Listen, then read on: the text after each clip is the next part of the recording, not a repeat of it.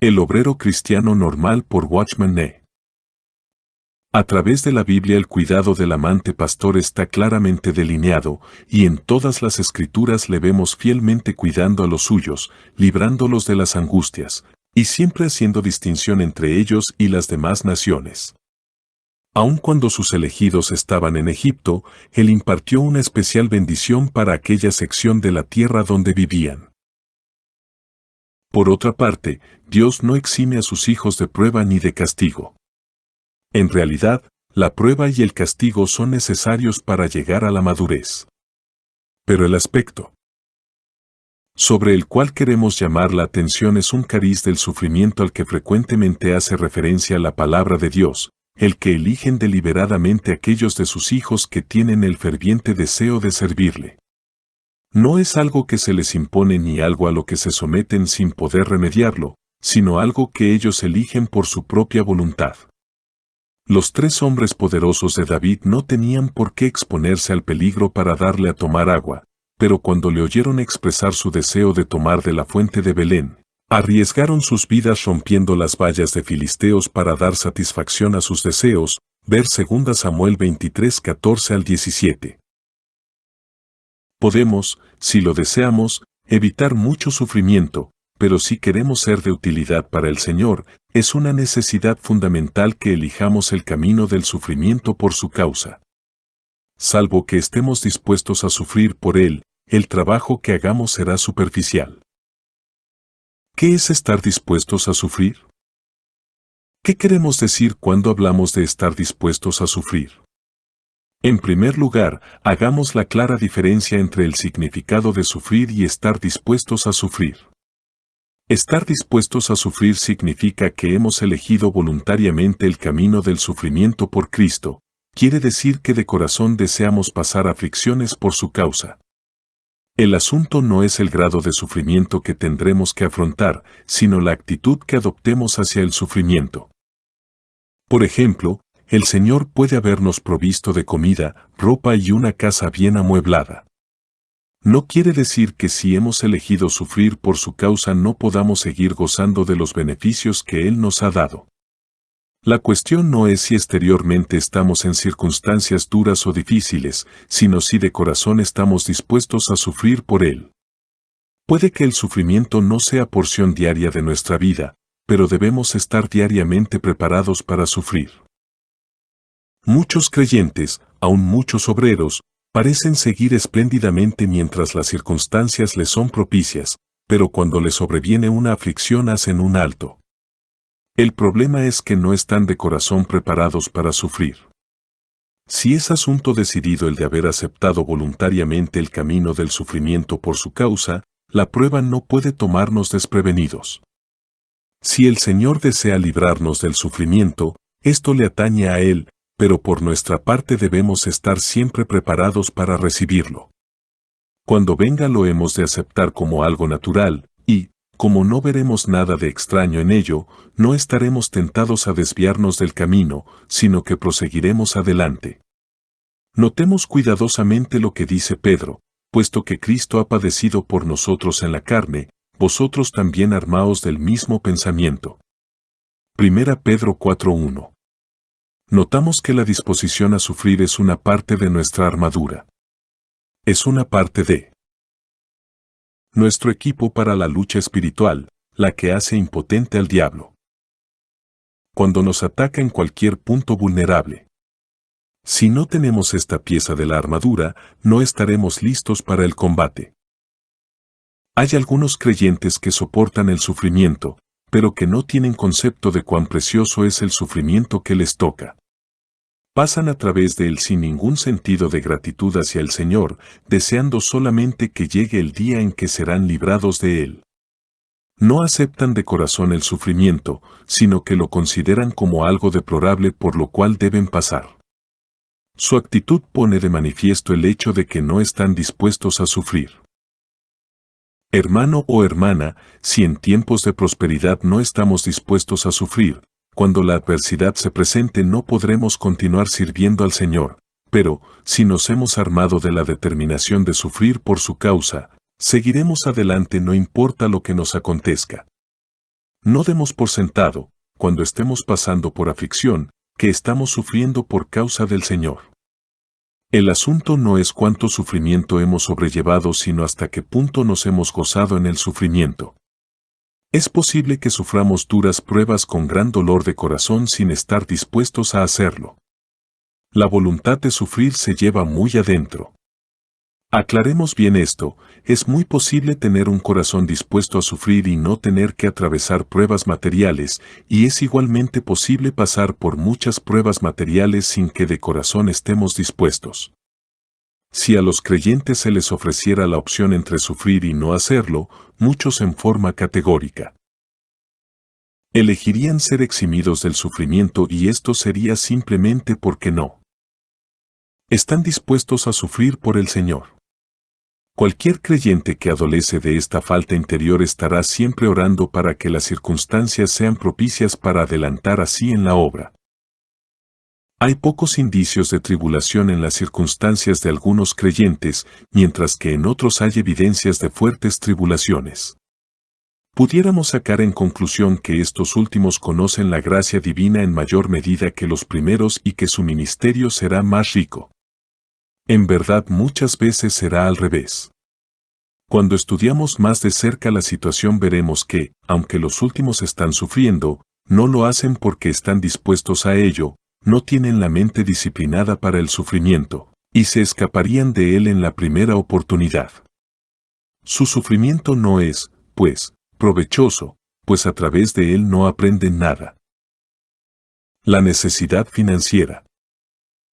Una de las dificultades que posiblemente encontremos en la obra es la necesidad financiera.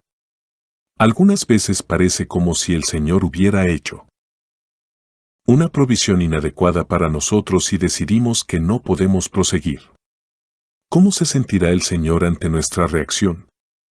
Le hemos oído alguna vez preguntar, ¿por qué me estás sirviendo? O, esta pregunta muchas veces nos pone al descubierto. ¿Qué siervo de Cristo puede determinar que irá a trabajar si sale el sol, pero que se quedará en casa si llueve? Si estamos bien dispuestos para el sufrimiento, entonces nada nos intimidará. Desafiaremos las circunstancias, desafiaremos la enfermedad física, desafiaremos la muerte, aún desafiaremos a las huestes de las tinieblas. Pero si no hemos cultivado esta disposición, daremos lugar al miedo cuando nos enfrentemos con dificultad y, si tenemos miedo, fácilmente podemos caer en manos del enemigo. Este nos pondrá por delante justamente lo que tememos, y seremos vulnerables ante sus embates porque nuestra mente no está salvaguardada por la determinación de sufrir en la carne como lo hizo Cristo. Digamos al Señor, por tu amor que me constriñe y por tu gracia que me capacita, no me importan las consecuencias, me rindo a tu servicio. El creyente no debe atraer problemas o salir en busca de ellos, pero cuando enfrenta los mismos debe hacerlo con la decisión de sobrellevarlos con alegría por la causa del Señor. Por ejemplo, si estamos débiles físicamente, naturalmente necesitaremos una cama más cómoda que una persona sana, pero si cuando salimos a trabajar para el Señor estamos decididos a tener una cama cómoda, será en ese punto que seremos más vulnerables al enemigo. Por otro lado, si estamos dispuestos a sufrir por el Señor, pero encontramos una cama cómoda, no habrá ningún sentido en que durmamos en el suelo. No creo que los creyentes que viven bajo circunstancias desfavorables están por ello mejor capacitados para aguantar la adversidad que aquellos que viven favorablemente.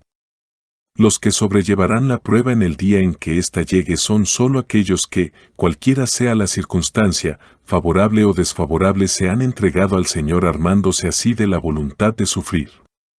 Un hermano acostumbrado a las comodidades, que ha hecho un trato definitivo con Dios y está listo para sufrir en su favor, tendrá mucho más poder para sobrellevar la prueba que otro que, a pesar de estar acostumbrado a las dificultades, no se ha dispuesto a sufrir. Si este asunto no está debidamente arreglado, nuestra debilidad saldrá a la luz algún día dando lugar a la autocompasión. En cierta ocasión, una hermana, que había servido al Señor por años, vino a otra que estaba derramando copiosas lágrimas en un dejo de autocompasión y le preguntó, ¿por quién derramas esas lágrimas? Por no haber tomado la precaución de armarse como Dios ha mandado en su palabra. Muchos creyentes, a pesar de tener una cierta capacidad para soportar, fracasan cuando se encuentran frente a una prueba crucial, y en la hora en que se descubre su falta su orgullo se siente herido y comienzan a derramar lágrimas de autocompasión. ¿Hasta qué punto debemos estar dispuestos a sufrir? Naturalmente surge esta pregunta, ¿hasta qué punto deberemos estar preparados para sufrir? Sé fiel hasta la muerte, dice la palabra de Dios, Apocalipsis 2:10. Diremos que hay peligro en ser extremistas. Así es, pero si nos hemos armado de la idea de sufrir, no siempre estaremos procurando ser equilibrados. Podemos dejarle al Señor y a su iglesia el preservar el equilibrio si estamos en peligro de perderlo. A nosotros nos toca confiarle nuestra vida y estar dispuestos a sufrir hasta la muerte, si Él lo deseara, y Él se encargará de guardarnos de extremismos. Si siempre estamos pensando hasta dónde podemos llegar en cuanto al sufrimiento, no llegaremos nunca muy lejos, seremos llevados a obstaculizar la obra con el fin de preservar nuestra propia vida. La resolución de sufrir no es una mera idea, es una actitud viril que nos permite decirle al Señor, sí, Señor, aún hasta la muerte mi vida está a tu disposición para que hagas con ella lo que mejor te parezca. Dios necesita siervos que se interesen seriamente por sus negocios y que no titubeen en darlo todo, hasta la vida misma, por su causa. Echemos por tierra nuestros cuidadosos cálculos y el temor de llegar a extremos, y hagamos con el Señor el convenio de servirle a todo costo, aún hasta la muerte. En Apocalipsis 12:11 se habla sobre los vencedores, y ellos le han vencido por medio de la sangre del Cordero y menospreciaron sus vidas hasta la muerte. Si tenemos la misma actitud, serán inútiles los embates de Satanás. Él es impotente para vencer a aquel que no busca preservar su vida. Satanás se mofó de la idea de que Job quisiera servir a Dios sin ningún deseo de preservar su vida, y le dijo: todo lo que el hombre tiene dará por su vida. Pero extiende ahora tu mano, y toca su hueso y su carne, y verás si no blasfema contra ti en tu misma presencia. Job 2:4-5. Satanás sabía que podía vencer a Job si éste tenía el más mínimo interés por sí mismo, así que pidió permiso para probarle. El relato en el libro de Job, como el de Apocalipsis, muestra que Satanás es impotente para vencer a aquellos que menosprecian sus propias vidas. Para nuestro sufrimiento hay un límite, pero no debe haber ninguno para nuestra voluntad de sufrir. Si existe aquí un límite, Satanás tarde o temprano nos pondrá fuera de combate. ¿Es la preservación de nuestras vidas lo que interesa o la conservación de la obra de Dios? ¿Interesa la salvación de nuestras vidas o la salvación de las almas? ¿Qué es más importante, salvaguardar nuestros propios intereses o salvaguardar el testimonio de Dios en la tierra? Ojalá que todos y cada uno de nosotros nos despojemos de nuestro amor por nosotros mismos y respondamos al desafío del Señor que nuevamente nos pide que le sirvamos, dejando todo a un lado en servicio de sus intereses. Si nuestro abandono por Él es total, conoceremos la totalidad de sus bendiciones. El obrero cristiano normal. Por Watchman Nee. Capítulo 9. Fiel en cuanto al dinero. ¿Cuál deberá ser la actitud de un obrero cristiano en cuanto al dinero? Este es un asunto de mucho peso y afecta cuestiones tan prácticas que, a no ser que haya claridad cristalina en el mismo, el obrero seguramente tropezará, pues ningún obrero cristiano puede evitar el encontrarse en contacto con asuntos de dinero. Desde el comienzo deberemos darnos cuenta con claridad que la riqueza está opuesta a Dios. Sus siervos deberán por lo tanto estar alertas para no caer bajo su poder, pues si tiene alguna fuerza en sus vidas no estarán capacitados para ayudar al pueblo de Dios ante sus insidiosos ataques. En vista del universal problema que presentan las riquezas, pasaremos un rato hablando juntos acerca de este tema. La relación entre el obrero cristiano y el dinero. En primer lugar, notemos la relación que existe entre el dinero y la conducta y enseñanza del obrero. En el Antiguo Testamento la historia de Balaam en relación con el pueblo de Dios nos sirve de ilustración, y en el Nuevo Testamento encontramos nuevamente la mención de Balaam en la misma relación. Pedro se refiere al camino de Balaam, y en el libro de Apocalipsis leemos de la doctrina de Balaam. Balaam fue un profeta que trabajaba por una recompensa, él comercializó el ministerio profético. Balac, rey de Moab, estaba empeñado en destruir al pueblo de Dios, y pagó a Balaam para que los maldijera. Pero Balaam no ignoraba que el pueblo de Dios era bendito, aún más, Dios le había dicho directamente que no debía acceder a la petición de Balac. Pero la recompensa era atractiva y le impulsó. ¿Cómo hallar la manera de hacerlo? Él trataría de hacer que Dios cambiara de decisión. Su plan fue llevado a efecto y su resultado maravillosamente satisfactorio, Dios efectivamente le dio permiso para hacer lo que anteriormente le había dicho que no hiciera. Algunas personas imaginan erróneamente que este episodio es una ilustración de dependencia de Dios. En realidad, Balaam no hubiera nunca pedido la opinión a Dios si no hubiera sido con la esperanza de ganar, y, cuando el resultado de esta pregunta fue rotundamente negativo, no había necesidad de preguntar la segunda vez. Cuando finalmente Dios le dio a Balaam permiso para ir con los príncipes de Balac, no fue porque aprobara la misión de Balaam, sino que simplemente le permitió ir por el camino que él había elegido por su cuenta. Balaam era sin duda un profeta, pero permitió que la influencia sutil del dinero afectara su ministerio y lo descarriara. Todo obrero cristiano que no ha resuelto este asunto del dinero está sujeto a caer bajo la influencia de las riquezas. Cuando deba decidir en qué lugar ha de trabajar, estará influenciado por las posibilidades financieras. Si no se le garantiza un aporte en algún lugar, irá a otro lado. Siendo un obrero cristiano, buscará por supuesto la guía acerca de dónde deberá ir, pero su dirección es casi seguro que le enviará a un lugar donde el sostén es asegurado. Cuando pedimos dirección, nuestra engañosa vida natural tiene la tendencia de guiarnos a lugares donde no hay escasez financiera y de restarles importancia a las poblaciones pobres. Un creyente anciano dijo una vez, ¿cuántos de los siervos de Dios son influenciados por consideraciones financieras? Tome nota de cuántos distritos pobres necesitan obreros que residan en ellas, mientras que en los lugares prósperos abundan. Estas observaciones parecen crudas, pero representan una triste verdad. Sí, muchos obreros cristianos transitan por el camino de Balaam. Sus pasos parecen dirigirse hacia las ganancias y no hacia la voluntad de Dios. Así es que, cuando han pedido ya a Dios que confirme la voluntad de ellos, Él dice, ve. El obrero cristiano debe estar libre de la esclavitud del dinero. Todo verdadero siervo de Dios debe estar libre de la esclavitud al dinero. Ninguno puede servir a dos señores. No podéis servir a Dios y a las riquezas. Mateo 6:24. Buscar la guía del Señor cuando estamos en realidad guiados por el deseo de ganancias es una cosa despreciable. Si el Dios a quien servimos es el Dios viviente, ¿no podemos irnos confiadamente a cualquier lugar que nos indique? Si no es el Dios viviente, ¿no sería mejor abandonar todo intento de servirle? Oh, qué vergüenza que un creyente, bajo la apariencia de servir a Dios, esté sirviendo sus propios intereses.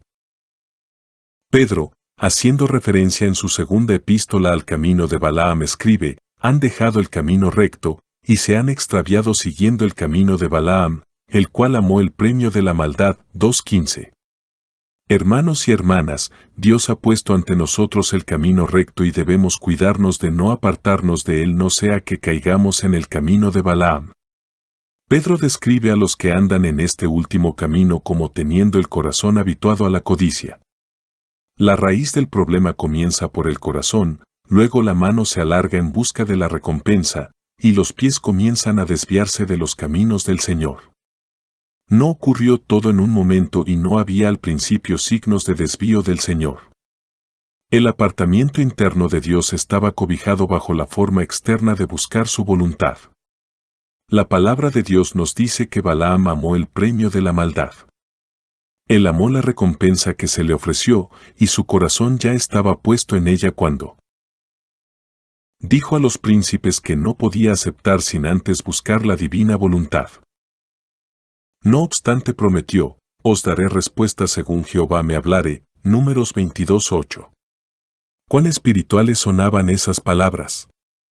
Pero el corazón de Balaam estaba habituado a la codicia, y así fue que, cuando Dios le rehusó el permiso de ejecutar aquello que le daría la recompensa, él cubrió su codicia con una terminología espiritual al tratar con los príncipes de Balac, y luego aparentó nuevamente espiritualidad cuando volvió a dirigirse a Dios. Balaam obtuvo lo que deseaba, pero con terribles resultados. El hábito, que había cultivado en secreto, se transformó en un camino abierto, el camino de Balaam. ¿Cómo se manifiesta la codicia? Hermanos y hermanas, ¿notamos cómo se manifiesta la codicia? Salvo que estemos capacitados por la gracia de Dios para tratar esta peligrosa condición del corazón, caeremos más y más bajo el sutil influjo del dinero y eventualmente seremos vencidos por su poder. Judas, escribiendo de algunos que se habían apartado, dice que se lanzaron por lucro en el error de Balaam. Estas personas no están caminando, sino que están corriendo en este camino torcido y este es un camino de error. En Apocalipsis Juan escribe a una de las 7 iglesias, pero tengo unas pocas cosas contra ti, que tienes ahí a los que retienen la doctrina de Balaam, que enseñaba a Balac a poner tropiezo ante los hijos de Israel, a comer de cosas sacrificadas a ídolos, y a cometer fornicación. 2:14.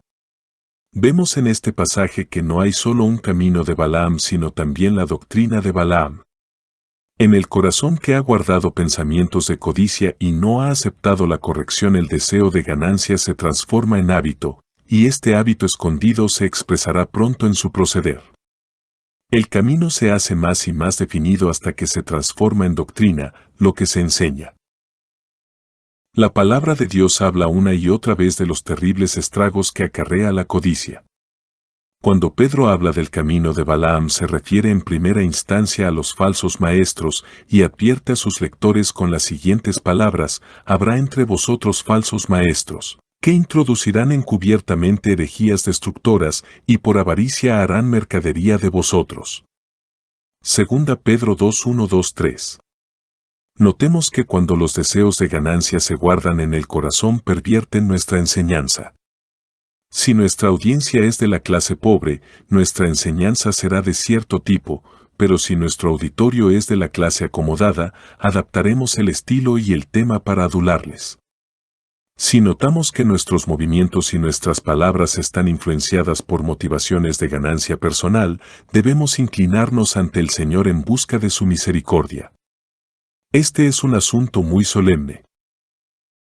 Pablo, escribiendo a Timoteo, también habla de los peligros de la codicia. En su primera carta dice: si alguno enseña otra cosa, y no se conforma a las sanas palabras de nuestro Señor Jesucristo, y a la doctrina que es conforme a la piedad, está envanecido, nada sabe, y delira acerca de cuestiones y contiendas de palabras que toman la piedad como fuente de ganancia. Primera Timoteo 6:3-5. ¿Qué diferencia notable existía entre esos maestros falsos y Pablo? ¿Cómo se brindaba sin reservas tanto él mismo como sus bienes por la causa del Evangelio? ¿Puede haber algo más bajo que ocuparse de la obra cristiana para sacar provecho?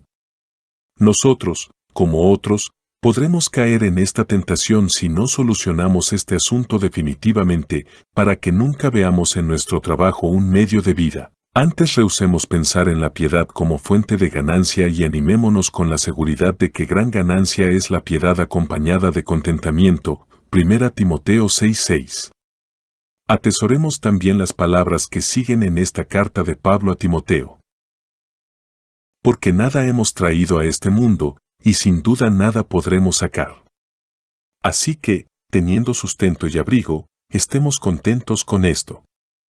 Porque los que quieren enriquecerse caen en tentación y lazo, y en muchas codicias necias y dañosas, que hunden a los hombres en destrucción y perdición, porque raíz de todos los males es el amor al dinero, el cual codiciando algunos, se extraviaron de la fe, y fueron traspasados de muchos dolores. 6:7 al 10.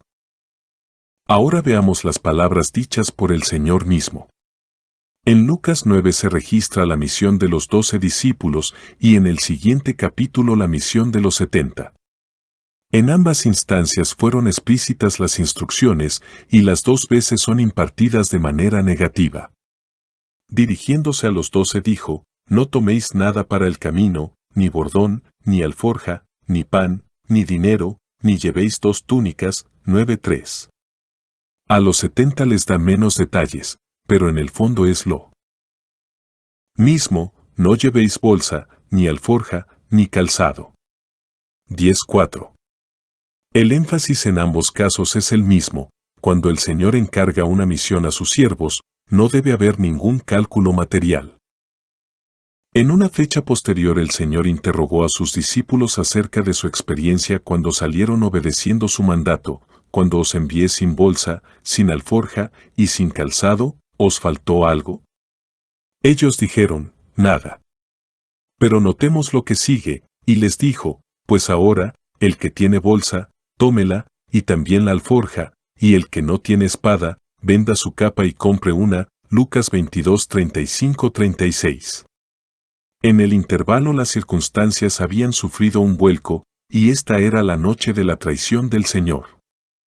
Mientras el camino estaba abierto para que los discípulos pudieran moverse libremente, las instrucciones pertinentes eran, no toméis nada para el camino. No obstante, Él les recomienda hacer provisión para aquellas circunstancias en las cuales se hace necesario un equipo más completo.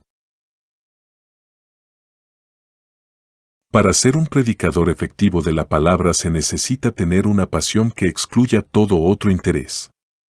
Un verdadero predicador de las buenas nuevas no se preocupa por el viaje ni por la forma en que será recibido al final del mismo, pues, junto con el cometido que se le ha confiado se les han dado precisas instrucciones con respecto a ambos.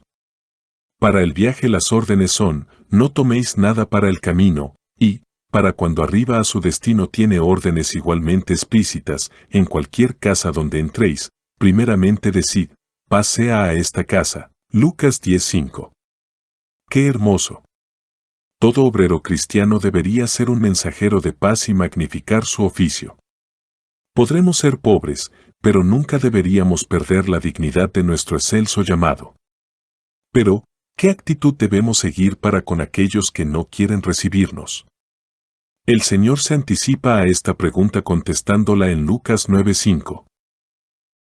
Y donde quiera que no os recibieren, salid de aquella ciudad, y sacudid el polvo de vuestros pies en testimonio contra ellos. ¿Vemos la dignidad de los hijos de Dios? No hay autocompasión por el trato que se les brinda, no hay introspección, ninguna duda acerca de su dirección, no hay nada de negativo ni débil. Son fuertes y firmes porque sus órdenes son claras. Aprendamos algo más sobre el mismo tema de las instrucciones del Señor a sus discípulos cuando dio de comer a la multitud.